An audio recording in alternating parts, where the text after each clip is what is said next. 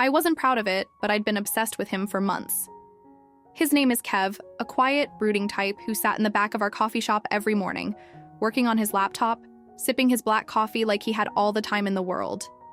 He barely spoke to anyone, always lost in whatever he was doing. And me? I sat 2 tables away, pretending to read while stealing glances at him like a lovesick idiot. I knew his schedule Monday through Friday, 7 a.m. sharp. I knew how he liked his coffee black, no sugar, no nonsense. I even knew he tapped his fingers against the table when he was deep in thought. I had it bad. And the worst part? He never even looked my way. Until today. Today, as I walked past his table, my heart nearly stopped. His deep blue eyes flicked up from his laptop and locked onto mine. He smirked. Not a polite smile, not an accidental glance, a knowing, amused smirk. And just like that, my stomach dropped. Because suddenly, I wasn't sure if I was the one watching him or if he had been watching me this whole time. The next morning, I tried to play it cool. I walked into the coffee shop, fully prepared to ignore Kev and pretend yesterday never happened.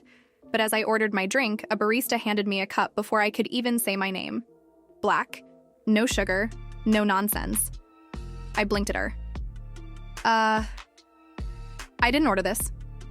She smiled. I know. He did. I turned slowly, and there he was. Kev.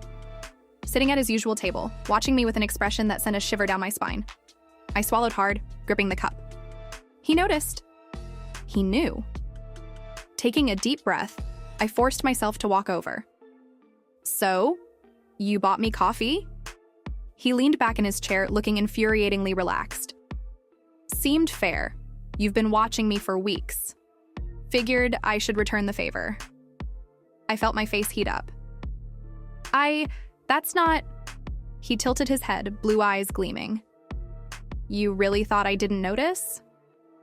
That I wasn't paying attention? I opened my mouth, but nothing came out.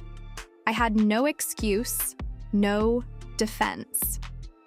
Then he leaned forward, his voice dropping just enough to make my pulse race. I hate to break it to you, sweetheart, but I think I'm more into you than you are into me. I nearly dropped my coffee. I should have walked away. I should have laughed it off, made a joke, anything. But instead, I sat down across from him. Prove it. His brows lifted. What? After what happened, I should have walked away. I should have laughed it off, made a joke, anything. But instead, I sat down across from him. Prove it, I said. His brows lifted. What? He said. I smirked, finally regaining a shred of confidence. You think you're more into me than I am into you? Prove it, I said.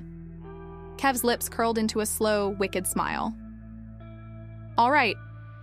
He reached into his bag and pulled out a book, my favorite book, the one I always read at this coffee shop. He slid it across the table. I stared at it. How did you... I bought it last month. He shrugged. Thought it might tell me something about you. My heart pounded. Then he pulled out his phone and turned it toward me. A picture of a table. My usual table, taken from his spot. I guess we were both watching each other, he murmured, eyes never leaving mine.